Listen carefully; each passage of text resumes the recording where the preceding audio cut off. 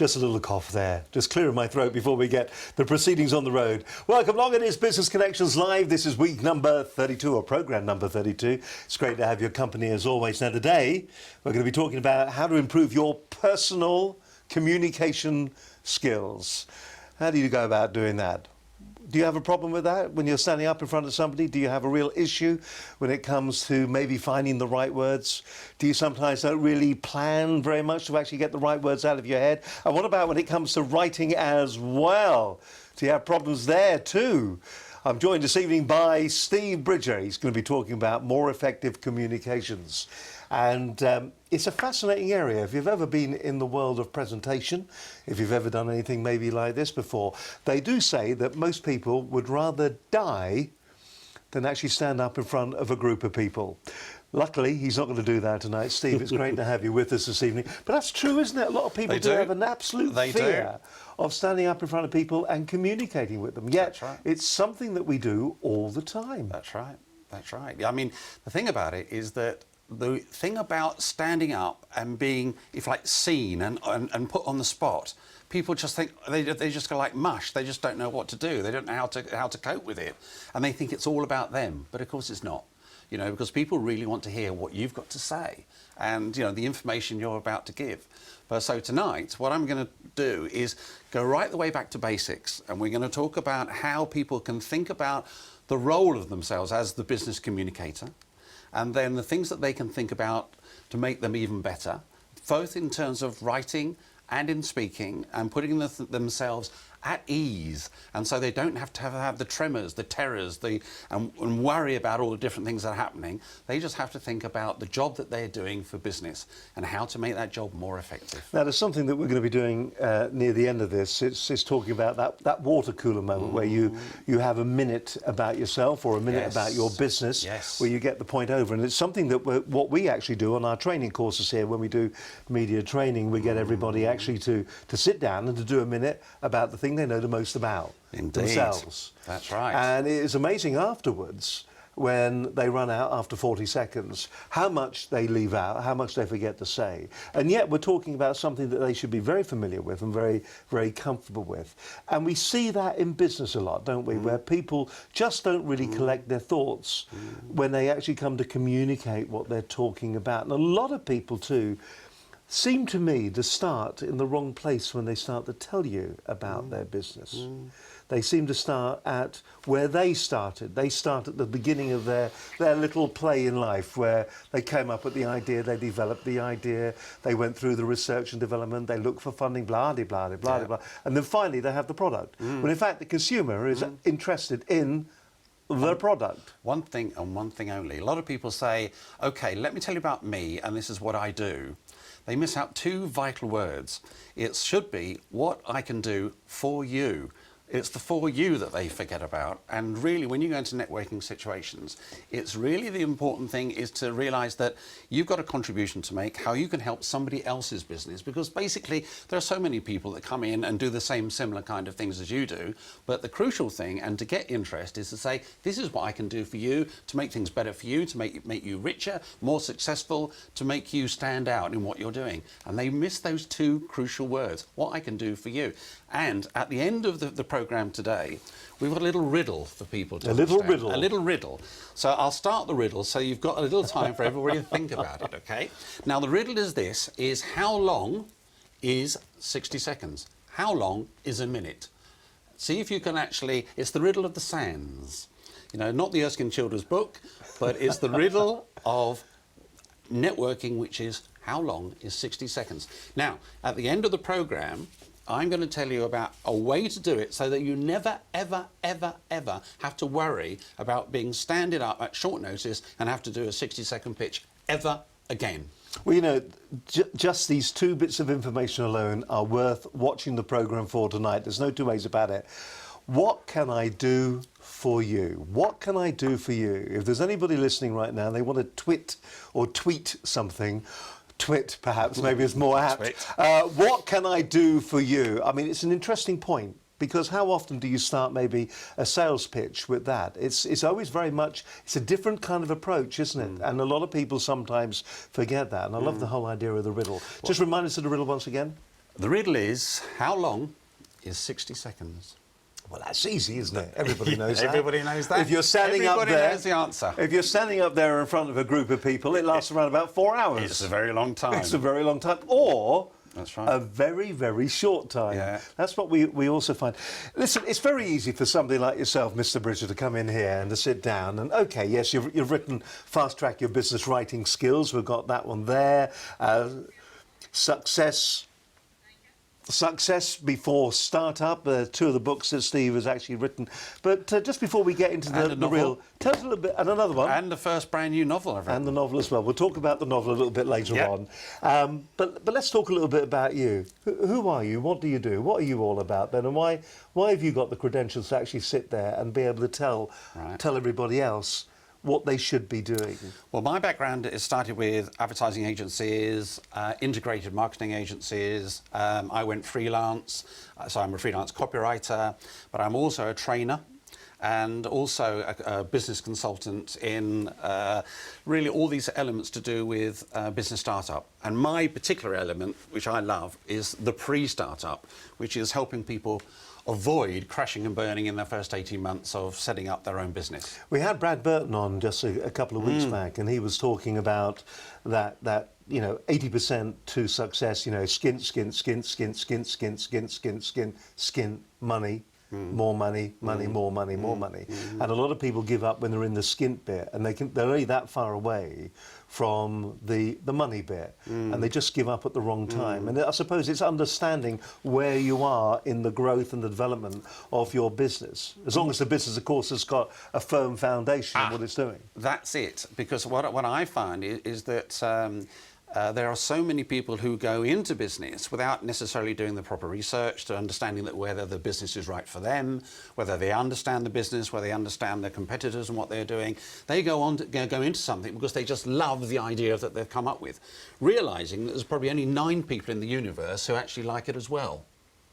And so they misjudge in terms of demand, they put lots of money into it, and they do things which really does not warrant attention. And so they do all these things, get very excited, and of course it all crashes and burns, and they wonder why. Well, we've had all 9 of those people on the programme, so we're not worried about that at all. Listen, we really are going to get into this. If it is something that terrifies you, standing up in front, maybe of a potential client, and standing there, maybe pitching your business to them, are you using the right words to actually capture them? I mean, my background, of course, is, I don't know why I said that, but it's in radio, and it's also in direct response television, shopping telly, as we like to call it. And of course, the difference there is that unlike when you're standing in front of somebody who is actually sitting there and able to interact with you, when you're doing direct response TV, what's happening there, of course, is that you have to bring up all the objections that the customer would potentially bring up. So it's a very different sell, but fundamentally, the process is exactly the same. Setting something up, knocking it down, and then going for the close. How often are you frightened to go for the close? You must see that a lot, when people are just too frightened to say, do you actually want this? Are you going to go ahead? That's right. and people are frightened. And the call to action, probably one of the most important things. And while we're talking about call to actions, let's do a call to action right now. If you're watching this on YouTube, I'd like you to subscribe to the channel. Just do it. Just like the channel if you like it. Just go right ahead and do it.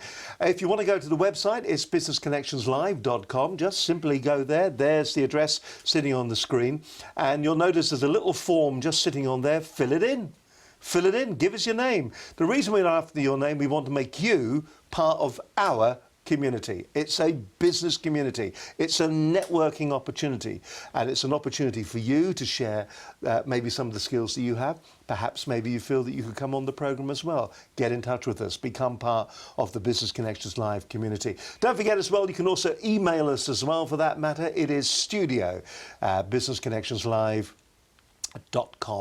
and just email us if you want to come on the show, if you want to find out more about the programme, or if you'd like a programme like this for your own website. We do that too. Fancy that? How big's your business? How many people you got working for it? How do the customers find out what you can do? Well, a programme just like this could actually get that information out. Your shareholders, the people that invest into your company, new products as they come along? How are you telling them? Press releases? The last time you received an email, what did you do with it from somebody that was, when it was unsolicited? Did you just put it in your junk mail? What about letters? Do you open those? I bet you do. Maybe a video could be the way for you to actually promote your business. Get in touch with us if you want more details about that. All right then, now we're going to talk, that's a real, I mean, that's it, we're going for it there, aren't we? We are, we're going. That was, do it now. One of the most wonderful lines, Call to action. One of the most wonderful lines used in shopping TV today is, buy now. You've probably made up your mind. That's right. Telling you to buy now, so go right ahead and do it. Get in touch with us at that web address. Tell you what we're going to do. We're going to get right down to the nitty-gritty of business in just a few moments' time. Okay. We're going to work our way through how we can make people communicate better about the most important thing in their business life, their business. And successfully, hopefully, we're going to be using pictures as little memory hooks. And we like the idea of that. Because that is what will lock in people's heads, what we'll be talking about. So they'll be hearing us, but they'll be seeing pictures, and then they will not forget some of the key points we're going to make this evening. So before we do the next little bit, we're going to talk just a little bit about pictures and just one of the big no-nos. Do you think people tried to kill people with PowerPoint? Well, you shouldn't actually malign PowerPoint. No, PowerPoint itself is a great tool. It's just a machine. I mean, the question is how we're going to use it. And the way we're going to use it tonight has been highly successful in terms of just putting into people's heads what we're talking about and underlining what we're going to be talking about.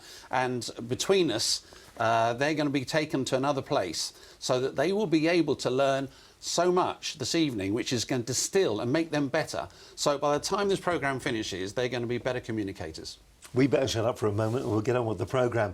You're watching Business Connections Live. It is edition number 32. Last week on the programme we had Steve Nichols, author of Succeeding in the New Internet Revolution. We discussed the evolution of the internet and the way we access it in the future. Fascinating programme. New technology developments. The future is here. That's what we said last week. Well, the future definitely was here. It was a fascinating programme. We looked at everything from Google Glass all the way through the other technology that's coming along to help people just like you in business. So why don't we just have a bit of a recap of what happened on last week's edition of Business Connections Live.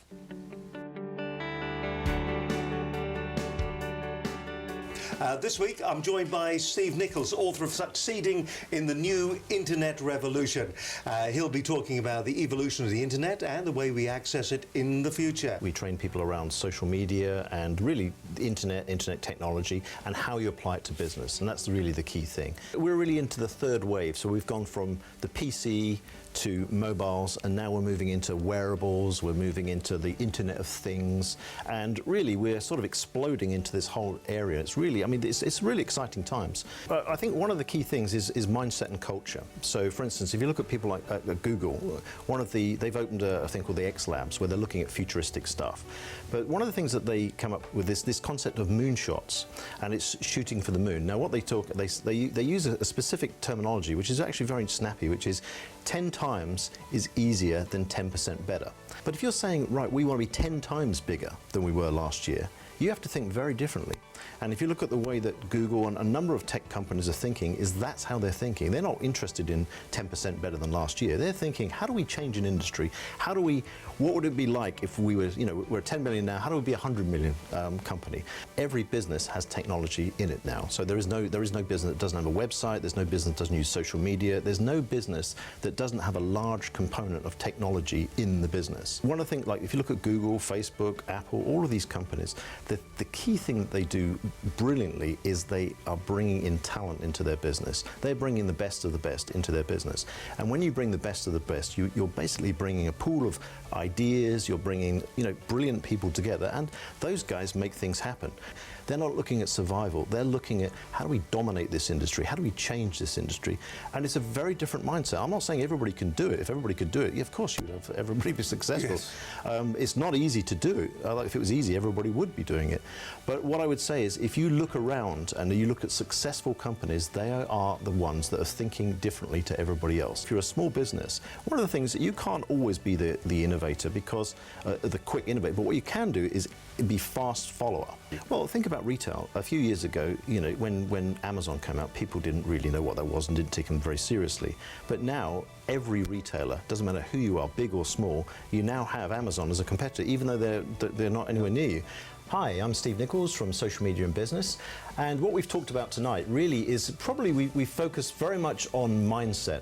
And I think for any business, mindset of getting the best out of technology, but getting the best out of innovation and ideas, mindset is very, very critical. You have two companies, give them the same technology, the same advantages, but if one is looking at sort of this business of 10 times bigger or better than 10% better, it's actually quite critical, because when we're talking around mindset, ideas, I think there's always going to be new technologies, but I think the key thing is to decide whether you're going to be an innovator, which means you're in front, but also remember that if you're an innovator and you don't have the muscle to really bring that into, all you're really doing is showing your competitors what can be done, and they'll probably do it better and faster. So typically you might be better off to be a fast follower than actually being the innovator who often ends up with arrows up their backside.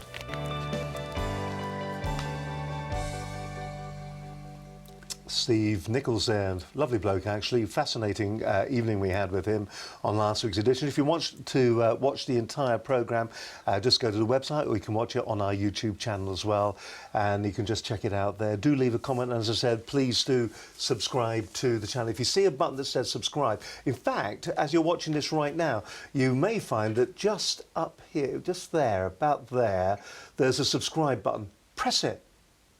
Oh, wait. That's it, well done. That's what it's all about, isn't it? And don't press it quite so hard next time, because it's not quite good enough. OK, let's go back. My guest this evening is Steve Bridger. We're talking about more effective communications. Where do we start with this? Because it is probably the most important business skill that somebody needs. Where do we start then, Steve? We start by realising the role, the importance of communication within a business. And the best way to do it is to think of yourselves as a messenger. A messenger, not dissimilar to Hermes or Apollo or Mercury. Or Mercury. Or Mercury, or whatever of those. The key thing about it is to lock this in your mind. Let's have a look. That you become... Whoops. There we go. There we go. You become a messenger. Basically, you're the translator. You're the person in between what, if you like, the board of directors want to say and what your shareholders want to hear, or your employers want to hear. You are the person that takes that information, translates it, distills it, and puts it out in a way that people can think about and act on. And the crucial thing is that when people think that they are in that absolutely, totally essential, pivotal role in the business, how important that is, that they realise that whatever they do, whether they're writing or speaking, that role is absolutely fundamental to business success. Do you think people do actually realise how important their role is when they're doing this? I mean, for instance, you come across internal comms people, you come across all sorts of different characters out there, and many of them don't truly get what's going on outside of their immediate circle, or they are just communicating to themselves. True. Now, that's the crucial thing. I think a lot of people think it's all about them, and it's not. It's all about the people you're communicating with. It's the message you want to put across. It's the help you want to give, the information you want to give, the guidance you want to give. It's you helping other people. And it's understanding that in doing and performing that function, it's absolutely core essential to business success. If you do it properly, it's... And people... Let me put up another slide here. Okay, then. Right? The Bard. The Bard. You've got to understand that business communication is not Shakespeare. All right? The role has got to be simple. It's got to be the KISS thing, but it's got to be keep it simple and straightforward. The crucial thing is not how clever you are, whether you've got a sort of, a first at Cambridge in terms of English literature or whatever it may be. It's not about your brain. It's about how you can distill, take, manage, shape a message and put it across to people so they all understand what it is you're trying to say. So verily I say, the use of the language then is very, very important. Listen, I would imagine as well that there are a lot of very clever people who write the different words. Yes. But they use words that aren't in common day language. I mean, we see this sometimes with Stephen Fry, Yeah. who is the purveyor of lists. Yes. I mean, if he will say something and then he will list out all. He's like a thesaurus. He will Yes. list out. And that, if you read his books, that's exactly the way he writes as well. But people sometimes forget that just because you're very clever and you know a whole range of different words, most people's vocabulary is quite limited and restricted. True, and the other side of the coin is when people, and I was working for an engineering company, and they had so much jargon and so many acronyms that if you didn't understand the acronyms, if you're late to the meeting and somebody was talking about different acronyms, you would go, what's that all about? You know, and all I would say is that if you are using jargon, you must explain what the jargon means to people, that if they've got that troubled look on their face, thinking, well, sort of help me out here, I don't know what's going on. And if you're using acronyms, that is the worst possible thing to do. They are a bit of a no-no, actually, and they are something that you see, you know, there are a few organisations out there that live by their acronyms, and that really is not the right place to be, is it? No. Keep it, it's clarity, isn't it? It's clarity, a clear message. Clarity, but the way to start is in your own mind, realise what the goals are and what you want to actually achieve. So there are goals, twice things. So there's the goal as communicator, how you're going to use the goals, what are you going to do, and how you're going to put the message across. So that's one goal that you set yourself. Before you start thinking about the job that you've got to do. Because basic communication in a business setting, it's a job of work, and you must think that it's fundamental to you to make sure people understand what you're talking about and acting on it. Now we'll come on to that in a minute and go into a little bit greater depth, but the crucial thing is to understand what it is you want to do. What is it you want to achieve? Do you think a lot of people in business don't really understand exactly what they want to believe or want to say, or are giving out maybe completely the wrong message because they just haven't sat down and thought what the customer wants to hear? Preparation is vital.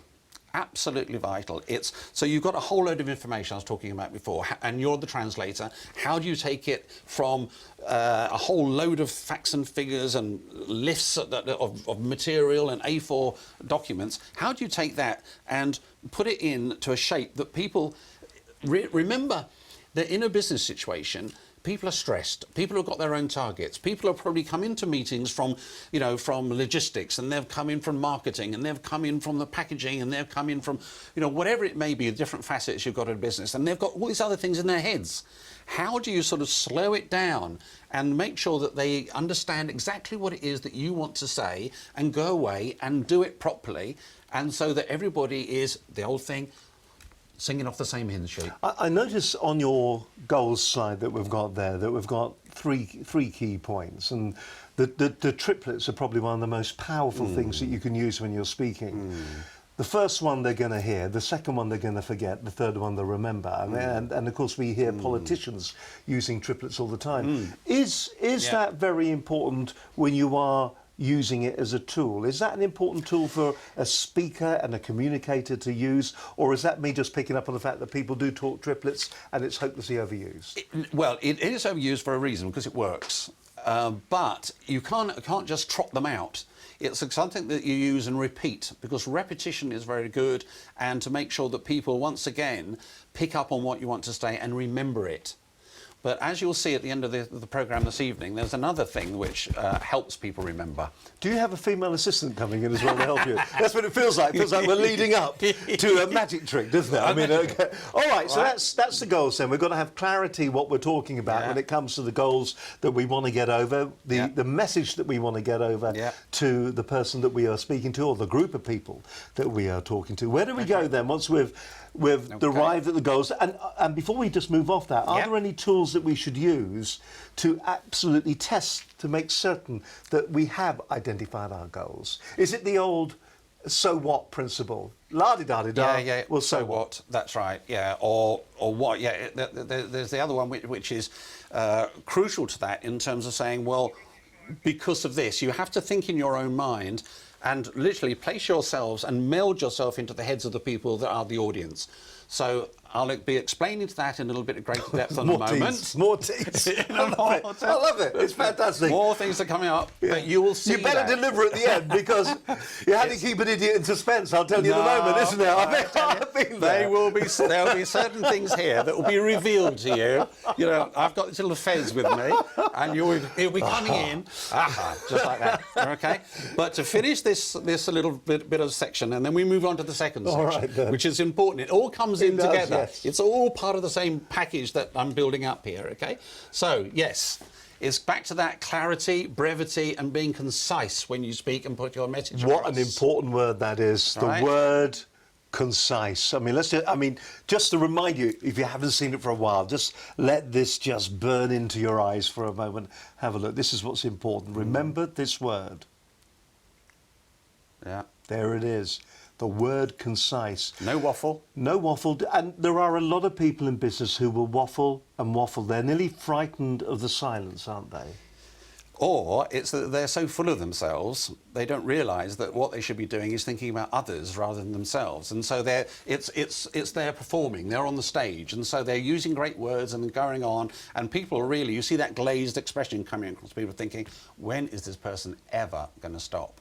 Because he's repeated perhaps what they're doing, or he or her, but the main point is to keep it sharp and tight. Because remember, this is not like normal communication. We're talking tonight about business communication, which is a job of work, and you've got a job to do, and it has to be effectively communicated. Because if it's effectively communicated, you get results. In radio, Steve, there's an old expression when they talk about advertising, and they say, how long should an ad be? And the answer I once heard from a very skilled radio advertising executive was, as long as it takes. And is that something that can be applied when it comes to business presentations? How long does it take to get that point over? It takes as long as it actually does take, but don't overstep the mark. Don't take twice as long as it actually takes. If you can get the point over in 5 minutes, whatever you do, don't take 15. Well, indeed. I mean, when I started as a young little snapper in advertising, I was always trying to overcompensate because of nerves. You know, so you're worried about things, and so sometimes you find yourself repeating something or going back to it again, and by that time, people are saying to you, actually, I've got it, move on. You know, so there's a thing that you need to do, but once again, it comes with practice, it comes with patience, and it comes with preparation. And it also comes with, when you finish work and you've done this preparation that you're going to do for people, whether it's writing or whether it's doing a pitch for someone, get somebody to act as devil's advocate. And so they look at what you're doing and see whether, in fact, you are crisply communicating the message or actually just flogging it to death. Okay. All right, so let's just recap where we've got up to so far. So we need clarity in the message. Make certain that you are actually saying what needs to be said and not waffle. And keep it absolutely concise as well, so it's straight to the point. So there is no hesitation, there is no doubt in the person who is listening to you's mind that what you are talking about is this. And I mean, I suppose it's here it is, and here are the consequences, or whatever it is. Here it is, here are the benefits. Yeah. And the vital thing is to avoid somebody either reading or watching what you're doing looking like that. Thinking, what on earth is going on? I just do not comprehend. I do not understand. Is that the point, do you think, when a lot of people, when they see somebody doing that, and they've got that kind of puzzled, glazed look on their face, that they then start to overcompensate and they try to maybe backstep, re-explain?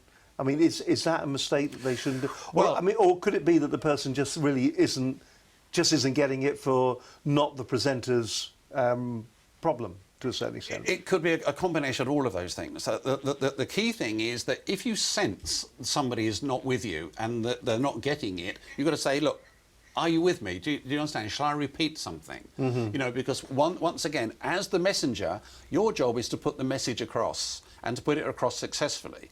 And if you're not doing that, you're failing. Is this very much a case of that whenever you do a presentation or you're doing any form of training, you're always kind of rolling a test all the time, you're asking all the time, did you understand that? And you're looking for the feedback to show that people have absorbed it, and they have. Is that exactly the same? It's absolutely fundamental that you carry people with you, and if you don't, then to make sure that if they still don't understand, come and see you afterwards. We'll talk it through and so on and so forth. And to make sure that you don't in any way talk down to them, to make them realise that they can come in the comfort of your office or whatever time suits you and get things sorted. But whenever everything is done and you've set and done your job of the messenger, in business, this is the most crucial thing to do. Right. Oh, yes. Okay? The action comic. The action comic, i.e., for them to take the action that you want them to take, for them to do what you want them to do. Because clearly, when you are talking in business to people, educating them, informing them, whatever it may be, the job you're doing, fundamentally, then is once everything is finished, they go away and they do what you want to do, i.e., they actually execute what the company wants them to execute in the right way, in the right terms, in the right time, and so on and so forth. It's very interesting, because a lot of people don't do that, do they? There is no way of measuring that afterwards. There is no way of making certain they can stand there, do a fantastic presentation, and they can get all the points over. But if the people that have been watching them go away and actually don't action anything that's been said, then everybody has wasted their time. Exactly. And once again, time is that precious commodity which cannot be whittled away and fragmented and wasted. You know, in business communication, once you get people to one side, also remember that as you're doing this, it's a continual conversation with you. You know, you're as a messenger. This is not just a one-off and you go away and nobody sees you again. It's something that you've got to make sure that everybody understands. You take people with you, and if they don't, they can come and see you. And if there's something that they need to be clarified, or a constructive comment on how you can be better, then take it on board. That is the crucial thing. So, key points, keep it concise, make certain that people actually have a takeaway, an action from what you've been saying, and check to make certain that they have picked that up. Don't Exactly. go for those glazed looks. Beautiful. Now, what we're going to do now, the next part, because we've got quite a lot to cover, and things that are actually pretty fundamental to how people can improve their own personal skills, is actually talking to them about themselves. So this is the next thing. Who are you? Who are you? And when I'm talking about this, in business communication, you're either one of these. Right. Right? Flitting from place to place. Well, it's more important. Well, it's not flitting. It's not anything to do with the Royal Society of Protection of Birds. It's nothing to do with that. That picture is a picture of a lark. Right. Now, what do larks do? They sing a lot. They sing a lot, but when you get up in the morning, you are up with the lark. They're up early. So they're up early, and you're either one of those, or you're a night owl. Right. Now, the interesting thing about business communication is this: if you realise, in fact, that you're better, sharper. As I'm a morning person, so I get up and I'm full of fizz and I'm ready to go quite early, and I communicate better in the mornings than in the afternoons or the evenings. All right. So what I do is I manage my time and my skills and my talent as far as I possibly can. So in the morning, I would be up and at 'em, but there are other people who go into work and they have a cup of coffee and their brains don't really kick in, their night owls, and they actually start working and delivering creatively later in the day.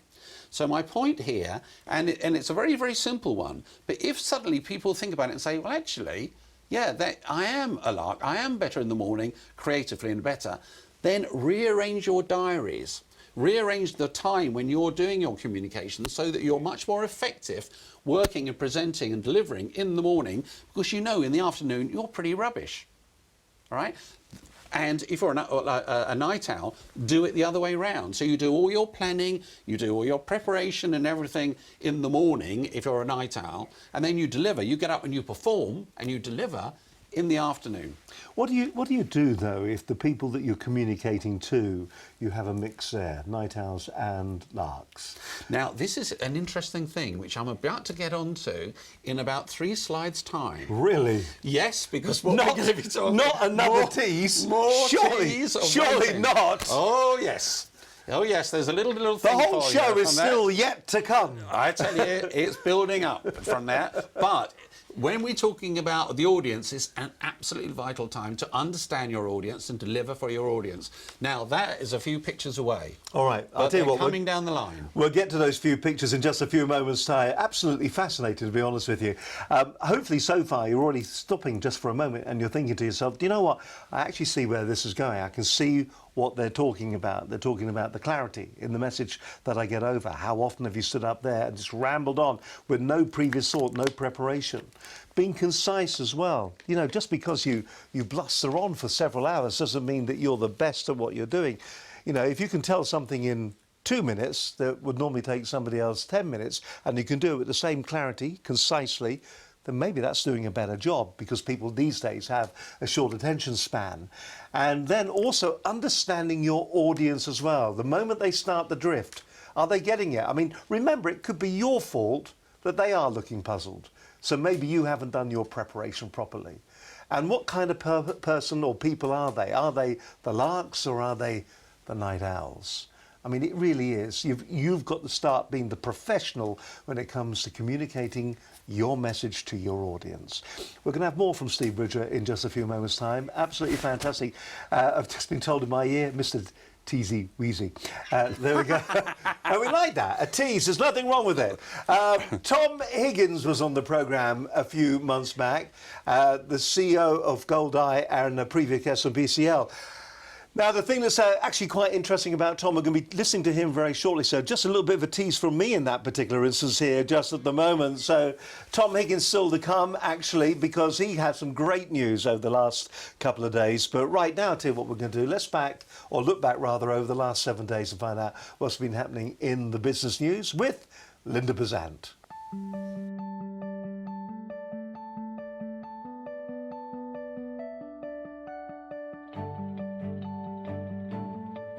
This is Business Connections Live with the business news for Wednesday, the 23rd of April 2014. Vince Cable, the business secretary, has announced that companies will be forced to list their true owners on a public register in a bid to combat tax evasion and money laundering.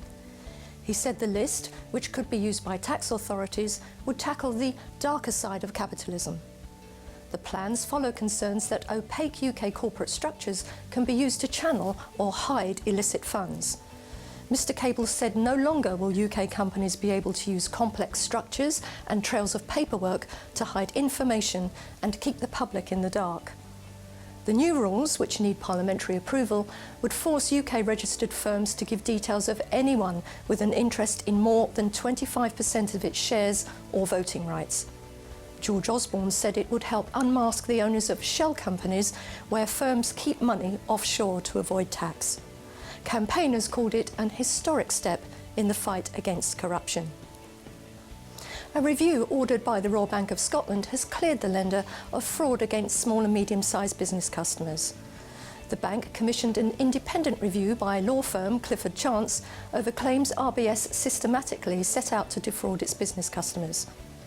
Clifford Chance concluded there was no evidence to support the claim, which the bank described as damaging and serious allegations. RBS CEO Ross McEwen said the trust that a bank has with its customers is fundamental.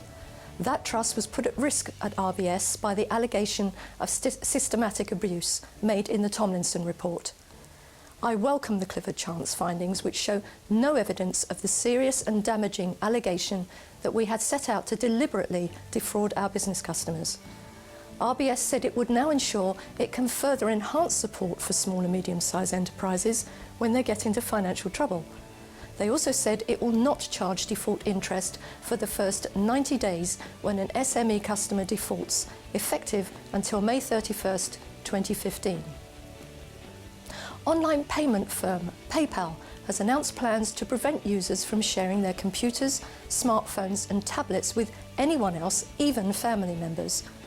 The company has sent registered users email alerts of upcoming amendments to terms and conditions which warn against sharing devices under a heading of Keeping Your Payment Instrument Safe, in which changes to security procedures required by users are explained. The first clause relates to keeping personal account details up to date, and the second to PIN and password security. The second clause adds that users must agree to take all reasonable steps to protect the security of the personal electronic device through which you access the services, including, without limitation, using PIN and/or password protected, personally configured device functionality to access the services and not sharing your device with other people. No exceptions are listed, and owners are in breach of their user agreement if they do not adhere to the clause. PayPal said the new wording in our user agreement says that users should take reasonable care when sharing devices so their PayPal account is not compromised. For example, users are advised not to log into PayPal and then leave their computer unattended. And Google will refund every Android user who downloaded a bogus virus scanning app which did nothing. The scanner was nothing more than an icon that changed shape when a user tapped it, but briefly topped the charts in the Google Play Store. Google is now giving refunds to people who bought the app and offering a £2.97 Google Play Store credit. Google sent a message to customers who had bought the app saying this app made the false claim that it provided one-click virus protection. In reality, it did not. Google Play's policies strictly prohibit false claims like these, and in light of this, we're refunding you for your Virus Shield purchase. The app's creators insisted they never meant to scam customers, saying the wrong version of its app was uploaded to Google's store by mistake. And if you have any comments or views on these or any other stories, please contact us on all social media or email studio@businessconnectionslive.com.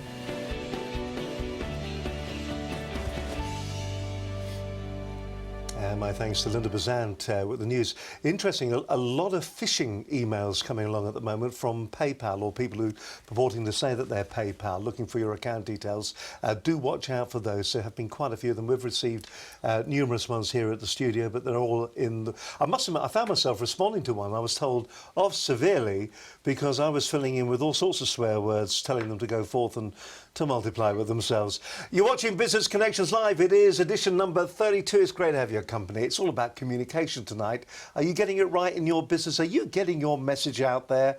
If you're not getting your message out there, well, then maybe you're losing maybe hundreds, maybe thousands of pounds off your bottom line. It's as simple as that. If you're not getting your message out there and people don't really know what you're all about, you could really be missing out.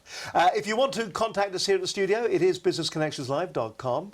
You can go to the website. Don't forget, do subscribe or sign up. We'd love to have your email address for the simple reason we want you to be part of our Business Connections Live community. It's as simple as that. Also, if you want details on how you can have a program just like this one for your business, all you've got to do is drop us an email to this address here in studio@businessconnectionslive.com. Straightforward, easy.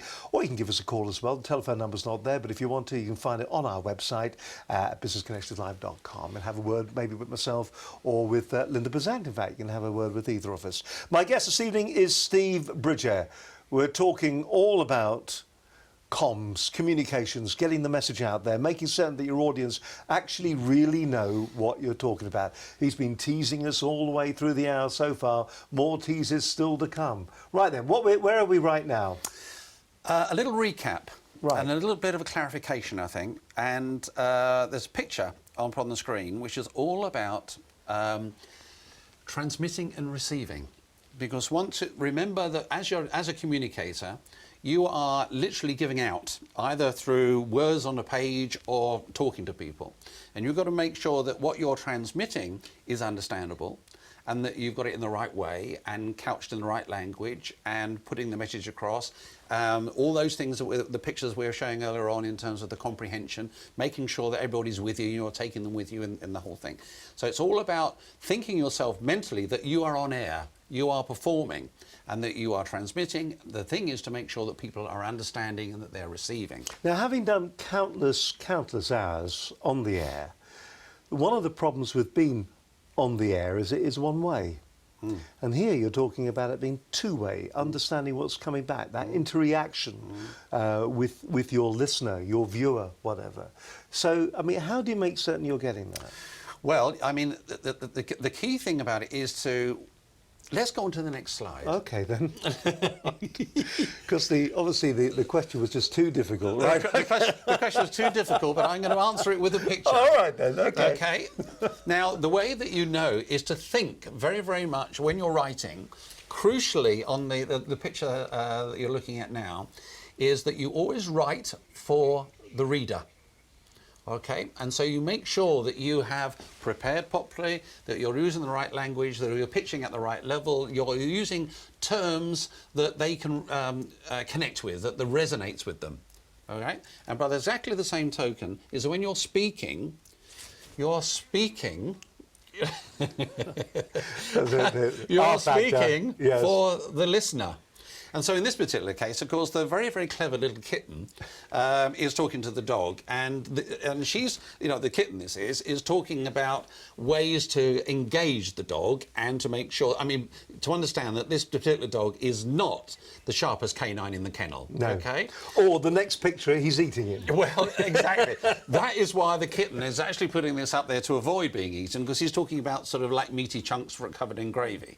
The picture of that is that the kitten is using the messages and putting the correct message across to hold the audience's attention as the dog is fully engaged with this particular little kitten and is not thinking about turning it into a fur ball. So do you think then that a lot of presenters in business, what they do, they actually forget about the fact that one of the most important things to do is to engage your audience?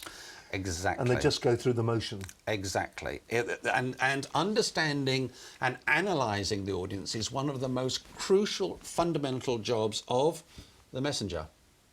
Okay, because if you get it wrong, as once again I'll tell a story about myself, is that because I was so excited in advertising about a particular idea that I was putting across, I was putting that across in a certain way, but forgetting, if you like, certain other elements, and I had completely lost half of the audience because I was only talking about the exciting bit, not necessarily the practical bit. Mm-hmm. Okay, now, is that tantamount then to actually? One of the biggest problems that you see with a lot of presenters who do shopping TV is what they do is they sell the features, and they forget that while the features themselves may be very exciting, they forget to sell the benefit. True. And I think a part of it is that they if you like, go away from understanding what is required by the different aspects of the audience. And all I could say, and here's the interesting thing, is that when you start talking about audience analysis, and if you can tell me, by the way, what on earth is going on in that lady in the second row, is an interesting thing. Now, but the point is, I could tell you, generally, within this particular audience shot, with all these people sitting there watching this 3D film, I could broadly tell you, and I'm only talking broadly to make my point, because if I try to get any cleverer than this, then it will be lost. Right. Because the crucial thing is that sitting within that audience there, watching that screen, there are 3 types of people. Now, if you're a good communicator, and if you're a good business writer and speaker, you would have composed your material so that you have something and satisfy each of those 3 categories. Now remember this that you were talking about, teasing you earlier on. This is the first delivery on that tease. You were talking about the audience and how do you address audience and how do you speak to them.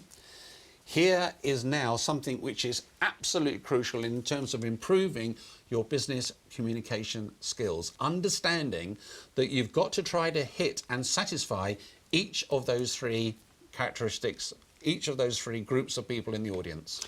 Do you do it at the same time? That's the first question. And the second question is, who are the groups? Who are the questions? Let's do the second question first. I thought that as I was saying it, actually, yeah. Let's do the second question first, okay? Now, the first group of people are typified by this man. Now, this group of people are, if you like, the blue sky thinkers. These are the people who get the concept. They're interested in the idea. They just love the whole thing that you've come up with, and that you need to communicate to them in a particular special way, because you need to sell them, if you like, you know, they used to say you don't sell the sausage, you sell the sizzle. This is where primarily, not talking down to them in any way, shape or form, is that they want to get the whole vision. And this group are called the visionaries. Group 1 are the visionaries, Okay. Now you talk to these people in a different way than you do to the second group, and a different way than you actually talk to them about the third group of people. So now, group one then, the visionaries. are the visionaries. Okay. Okay. Group two are the dynamos. Righto. Right. These are the doers. Other batteries are available, by the way. Other yeah. batteries are available rather than fuel cells, indeed. Now, these people are absolutely crucial to running any of the business, and in fact, a proper business, ideally, would have people in it working for it that fall within each of those three categories which we're about to explore. And I'll take you through each one of them, and then we can go back and we can chat in detail about, well, how on earth do you actually shape and put together a presentation that satisfies each of those three. So visionaries, A difficult chart. Dynamos, and then the inquisitors. These are the people who absolutely love facts, research, resources, backup, evidence, evidence, evidence. They are cynics. And they are absolutely gold for you to have in your business. Because if you're like me, I'd be astro-travelling on one of the great ideas, but I'd completely forget whether it's actually in any way possible to make it happen. All right? Are these sometimes described as sales prevention? Well, yes, but they're also described as people that are going to save your life. Because so often, without somebody questioning and wanting the backup and demanding from it, for you to give it to them in a way that they can understand and agree with, if you can do that, you get a tick against your name. But if you're actually presenting to them and you're floundering, you're flustering, you're waffling away, and you're just wanting to sell really what you want to sell, rather than have the underpinning, you know, you've got to have the scaffolding in place. So these are the guys that really do like the facts. They're the ones that really want to know the features. They want to know the features. They want to cover their bodies in minutiae. All right? They want to smear themselves in all the detail. All right? Because that's what they love. And they may not be, in the normal sense, creative, but they are very creative in wanting to know that they've got the backup and they've got an idea which is actually going to fly rather than die. Okay, so they're the three categories. So when you stand up and start to prepare your presentations or write your piece, particularly when you're writing, for example, the thing that Mike Leaves, who I work with, and most amazing man, and I absolutely love him to death, we were together, working together for 9 years, and he would say that it's your job to make sure that everybody understands what you're talking about. It's your job to make sure that nobody leaves your document or leaves the meeting that you're in without understanding what's going on. It's your responsibility as the communicator, as the messenger. It's down to you to get it right and to make sure that people understand, you know, what it is you're trying to achieve. I'll tell you what we're going to do. We're going to go through those three different types and how you should actually approach them as well when it comes to doing your presentation in just a moment. Earlier on, I spoke about Tom Higgins. He's the CEO of Goldeye. He was also a previous guest on Business Connections Live. He's been given a Queen's Award for Enterprise for Innovation. Now, the award was given to Goldeye for innovation in recognition of its achievements in disrupting or distributing a global marketplace by creating products which were not available from any other technology provider in the world. I mean, it's quite an accolade. He gets a message signed by the Queen saying, come up to Buck Palace, have maybe a cup of tea with me. I want to give you this award. I had the opportunity this afternoon to have a quick word with him, to congratulate him on actually getting this award. And this is what we did a little bit earlier on here on Business Connections Live. You might remember a couple of months back on the programme we had Tom Higgins from Goldeye on the programme. Now, since then, lots have been happening to his business. Tom, it's lovely to finally actually have you back on the programme, albeit not a fantastic picture quality from where you are. But for those people that don't know about you, just remind us a little bit about what Goldeye is all about. Yeah, good afternoon, Steve. Yes, Goldeye is a software and services company, and we provide technology to financial companies such as banks and financial brokers. And our software connects the brokers to the banks to manage their risk and to increase their profitability. And we provide a bunch of services on top of that so we can manage their systems on their behalf. So we provide the software to run their business, and we provide the services to manage the operation of that software. Now, the thing that's amazing is that the company has really grown and developed very quickly, hasn't it? I mean, was it 5, 6 years ago? It was a start-up company, and here you are a long way down the line. How many people are you employing now? We've got 27 people now, yeah, and we started 5 years ago with one, which is me, and gradually it's just grown and grown and grown and grown and grown, and it's been a fantastic ride. And of course, over the last couple of weeks, there's been some amazing news. The business has actually been recognised for the success that it is, isn't it? Yes, I mean, this year has been an amazing year for awards. Actually, we started winning the Vistage Innovation Award, and then after that, 2 weeks after that, we won the Director of the Year Award and the Businesses Under 5 Million Places Surrey Award. And then a couple of days ago, it was announced that we won the Queen's Award for Enterprise in the Innovation category, which is the most exciting award that you can possibly get in the world. Well, I was going to say to you, how did you feel when you found out this? I was amazed. I received an envelope in a brown cover, so you couldn't see what it was. It was all very discreet. And in there, it just said, Her Majesty the Queen is delighted to have conferred a Queen's Award for Enterprise award to you, and it was just very exciting. But it said you cannot tell anyone until the Queen's birthday on the 21st of April. So I had to sit there and not tell anyone apart from my wife. It's very difficult, but very exciting. Well, listen, congratulations, a fantastic achievement. It's wonderful to have had an absolute, well, a Queen's Award winner of Enterprise on the programme. And what do you think it was? What was that one piece of magic, do you think, that little bit of a recommendation to other businesses? What made the difference, do you think? I think that what they're looking for is continual innovation and a business that changes other areas. So our business has been disruptive in the terms of it changed the way that financial technology works in retail trading in London. That's a difficult thing to do, and we've been recognised because we've achieved that in a short period of time in 5 years. And I think that's what they're always looking for, is something that's just not a flash in the pan, but a real game changer, which is what we've done. So it wasn't appearing on Business Connections Live that did it for you then? I think that was the beginning, actually, of our awards winning this year, so I think it's really helped. Well, I'll tell you what, you're going to go straight to heaven for that. Listen, can I wish you, the business, all the people that work for you as well, the very best. Congratulations to you. I know that we've caught you in the middle of a very busy day, so thank you very much for talking to us. And Tom, when you've got a few moments, maybe you'd like to come on the programme live one evening and we'll have another chat about what Goldeye do, and also maybe the kind of advice that you could give small to medium scale enterprises on how to maybe achieve similar recognition to yourself. I'd love that. There's nothing more I like than talking to other people about how to help their businesses. I've met many people who are starting their businesses, and there's advice that I can give them where I've just learned it, and I'd love to be able to help them. All right. Well, listen, thank you very much indeed. So I've just had it whispered in my ear. The reason you got these was because of those fantastic glasses that you're wearing there. It's down to the glasses. Tom, thanks ever so much indeed. Look after yourself, and we'll talk to you again soon. Thank you. Look forward to it. Thank you. So there we are. That's Tom Higgins there from Goldeye, and lovely for him to come on the programme. Thank you very much to him. And once again, congratulations to all the team at Goldeye. They've just won the Queen's Award for Enterprise, the UK's highest accolade for business success. Well done. Absolutely fantastic. A lovely bloke as well. We had, he had a very busy day today.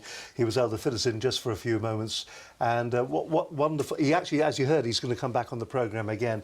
And he does. He is. Now, what would he's a visionary, isn't he? He's an absolute. Tom is a visionary. We were just discussing this, actually, both Steve and myself. I'm the visionary here. Oh, yes. Mm-hmm. Oh, yes. The dynamo, I would imagine, would be Linda, who is the one. She's the doer. She's the one that gets it done. And the one who keeps our feet firmly on the ground, the skeptic of the team, is Gordon. And of course, Katie, well, she's just an all-rounder. It all depends what day of the week you catch her on.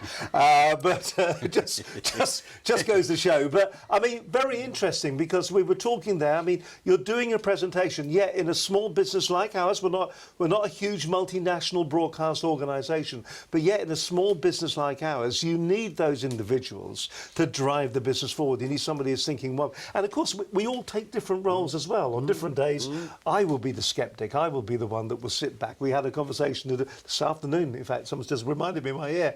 I was the skeptic. I was the one. Oh, you can't. Oh no, you can't do that, lad. You'll look at anyway. And the others were being visionaries and dynamos, and I was the one that was sitting back. And it's interesting. We all take our turns sometimes in the particular role that we take on within our business when it comes to being receptive to the communication that's coming our way. But if your message is wrong, then it doesn't matter what the message is that's coming over. If it's not the right message, be you a visionary, a dynamo, or an inquisitor, doesn't matter what the message is. If the message is wrong, it isn't going to get through to anybody. Steve, it's a fascinating insight into the whole world of communication. So you're just very quickly just going to go through, in a sentence or two, the three types again, and then we're going to move on. Yeah, I think, you see, for people watching the programme, they will say, yeah, but how on earth do you do that? And how do you identify these people? What you've got to believe that those types of people exist. You have to assume they're there, don't you? You have to assume they're there, because if you particular pitch to one group of people, then you may be actually avoiding or not addressing some of the other issues that the other people are going to be picking up. So once again, it comes down to the role of the messenger, the job of the messenger, and the fact that when you're actually preparing whether to write or whether to speak, you are thinking about how you can satisfy, as far as you possibly can, those three characteristic groups. Now, clearly, if you're going into a creative group and you're for example, talking to a creative agency and talking to designers, then you can have a different pitch, a different tone of voice, and you're going there to talk about ideas, and so that is where you would major on. If, on the other hand, you're going in to sell a particular project and you want somebody to come on to take it up and run with it and to make it work, then clearly you're talking about all the structure, the infrastructure. You're talking about all the nuts and bolts of how to make it work, a time frame, what you would need, what resources you need available, and you would major on that particular element. Then, of course, if you're going to somewhere where you're vitally pitching perhaps for a tender for a business, and people are wanting to find out how good you are. And remember that sometimes when people are asking questions, they may well know the answer already, but they want to know whether you know it. They want to see whether you're smart. They're testing you, okay? And don't forget that. So they need to know whether you've done your homework. Right. And whether you understand their business, and whether you've done necessarily on the research on the market or wherever it may be. And so they're not being difficult. You may feel that they're being difficult, but what they're doing is they're giving you just a little. But they're looking for the test. credibility in what you're saying down there. That's Absolutely. what they're looking at. Does this guy really have you know? got bona fides? One of the things that we do at the beginning of this programme, because we are communicators, is the first thing I have to do is I have to establish our guest. So I ask you to give us a little bit of your background. Indeed. Because that way, then our audience will know that actually you're somebody who knows what he's talking about. We haven't just found you in the corridor outside of the studio and pulled you in and said, right, can you talk for an hour? That's right. It's actually establishing the person. Yeah. We actually found him in the car park. Yes, yes, having a sly fag. No, I didn't. I don't smoke. Viewers, I don't. All right, let's move on from that, because that's our three types, and there are a lot of teasers outstanding. Yes. Well, there's one particular teaser that's outstanding, which is very, very important for everybody in the networking game, or anyone at any time. They are suddenly buttonholed, and somebody says, well, who are you, what do you do, and tell me about yourself. How do you respond to that effectively? And clearly, we all know from all the different networking groups where people will go around the table and you've got literally 60 seconds to stand up and present, and to be able to put something across. Remember, we were talking about only, we're saying, what do I do for you? Make sure that you understand it and couch it properly. And it's the riddle of How long is a minute? The riddle of time. So the riddle of the sands, how long is a minute? So we've reached that point. So let's play a game for a moment. And how long, Stephen, Yes. is a minute? Some people say 180 words, Yeah, which actually isn't very much. yeah, It can be a blink of an eye. yeah, It can last maybe 60 to 70 minutes. yeah, It depends where you are and how well prepped you are. yeah. Totally. The thing about it is to think about time in a different way.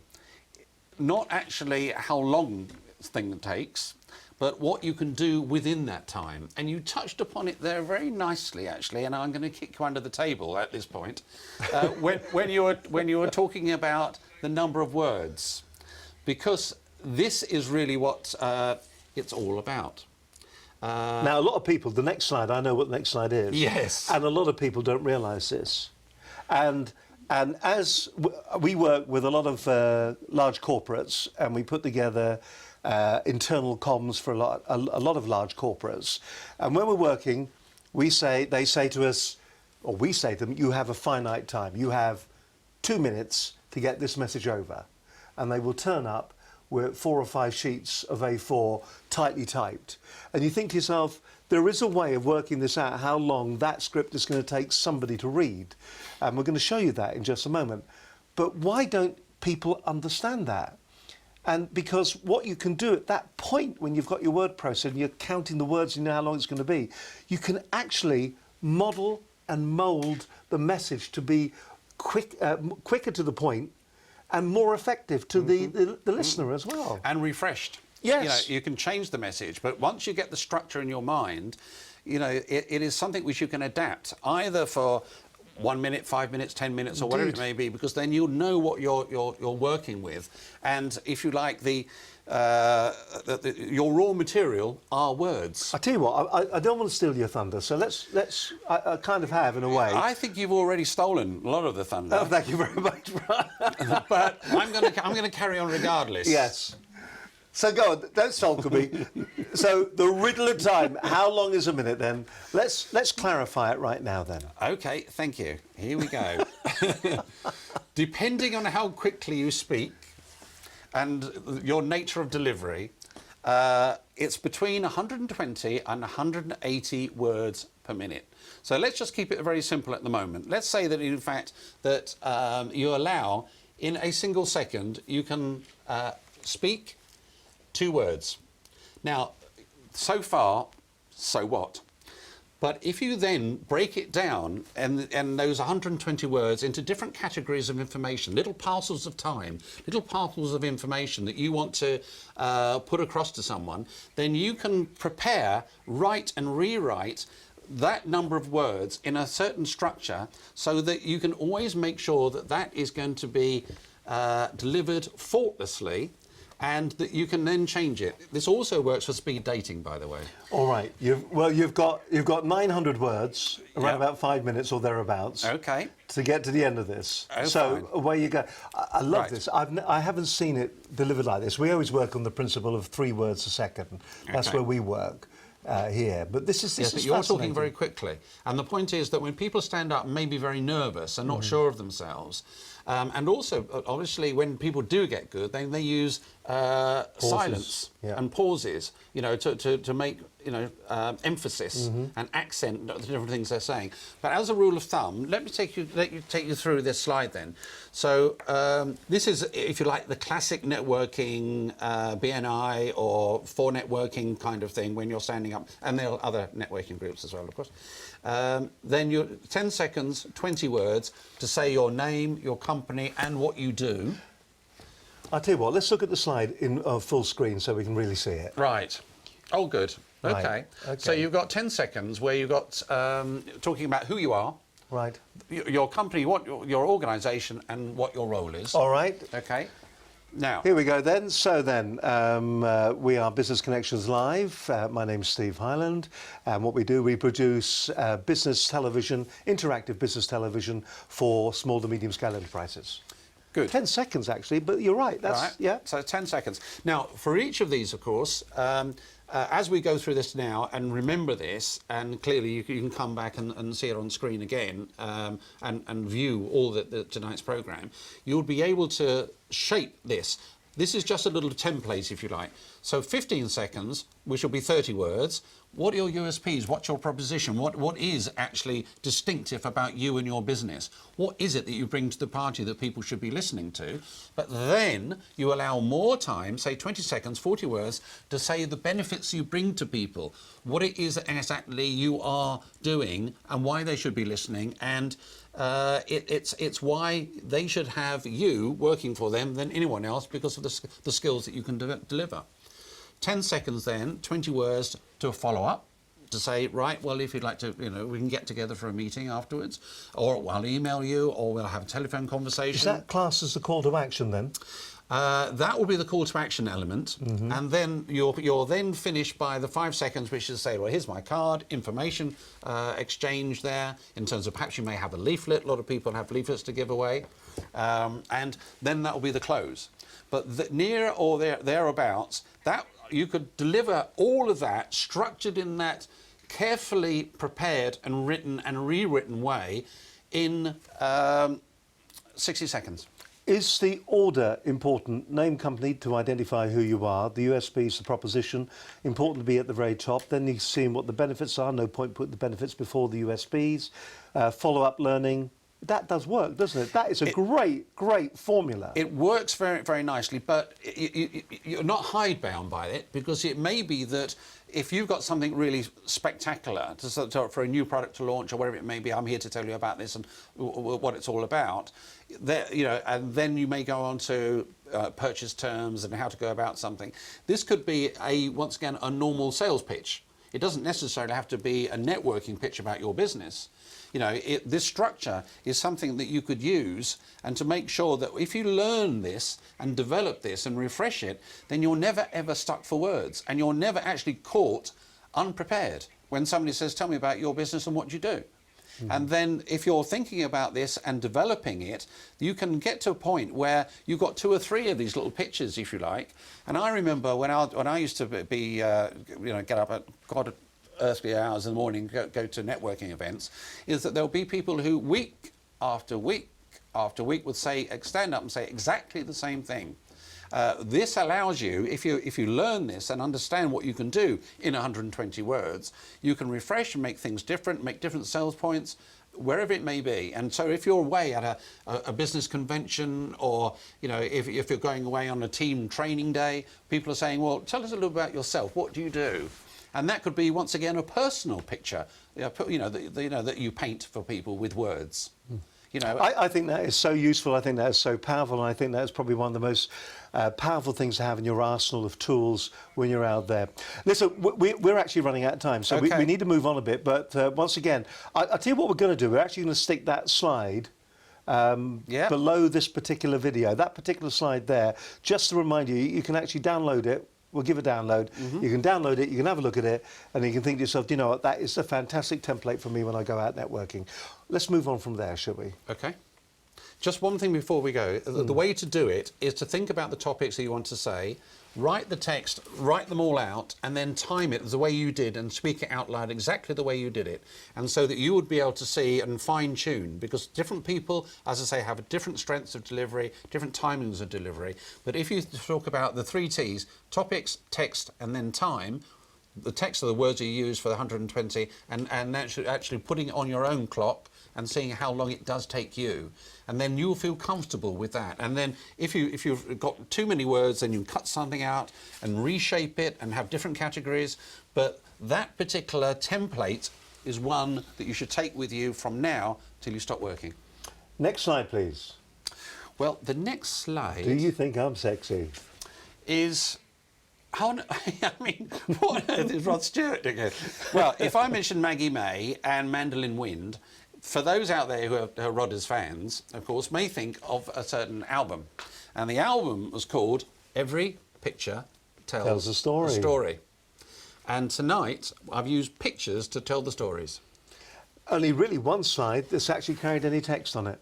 And that was the one that was showing the actual timing. Exactly. I tell you what, it's a fascinating insight. If you're going into work tomorrow and you're putting together a slide presentation that has got 6 bullet points on each slide, and in some cases 12 bullet points on each slide, and it's full of words, is it going to be as effective? Will you remember it as well as you've remembered tonight's presentation, where we've used just pictures? Fascinating. And the final slide that you've got on this little collection is a reminder. Never ever forget the most important role as the messenger, as the writer, as the speaker in business. You are absolutely vital to the company's success. And the better you can be, the better it's on your CV, the better it's going to actually stay with you for all time. And don't shoot the messenger, remember that. Steve, it's been an absolute insight. I have found it absolutely fascinating. I love all this. I think this is what's so interesting, the whole art of communications. What I'd like you to do now is to communicate just for a couple of minutes longer. Straight down camera number 3. 1 minute, I've just been told, about 120 words. That's fine. And, that's fine. It'll be short. So you got your 180 words. You got your 60 seconds. Straight down camera number 3, if you could. That would be absolutely fantastic. In your own time, take it away. Okay. Now I want you to say, first of all, it's Steve Bridger, and I have a book on startup, which is Success Before Startup.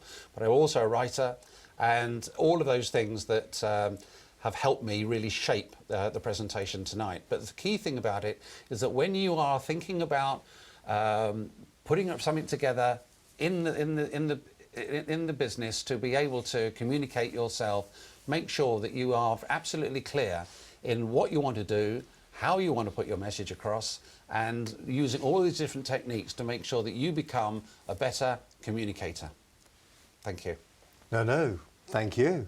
Our guest on next week's programme is Antonio Falco. He's the Regional Chairman of the Federation of Small Businesses for Surrey and West Sussex, representing the issues and the need of small businesses at the highest levels. Don't forget, if you'd like a programme like this one for your business, then why don't you contact us? We call it the Virtual Newsroom.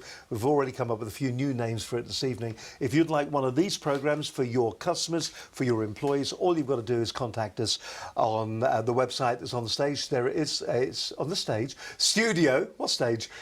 Should be on that, leaving it. Studio at businessconnectionslive.com. Go to the website, that's businessconnectionslive.com. Just pop along there. Or if you're watching us on YouTube, don't forget to subscribe up there in the corner. Press on that button and become part of the Business Connections Live networking community. You could be part of that. We're part of it. You could be part of it. He's part of it. And look at the information that you got. That was all about communication tonight. If you're not communicating better tomorrow, if you just take one thing from tonight's programme and use it in your business life tomorrow, you will be improving the way that you communicate with your work colleagues. Fascinating area. And when somebody says 60 seconds, 30 seconds, they really, really mean it. Listen, from all the team here this evening, thank you very much indeed. It's been absolutely fascinating. Steve, can I thank you for coming in tonight? Well, thanks, yeah. It was a great show. Love the whole idea that we're using pictures to paint 1,000 words. Absolutely fabulous. From me and the rest of the team, listen, we'll do it all again next Wednesday, shall we? With Antonio Falco from the FSB, but from all the team, from me, Steve Harley. Bye for now. See you next week. Bye for now. Bye-bye.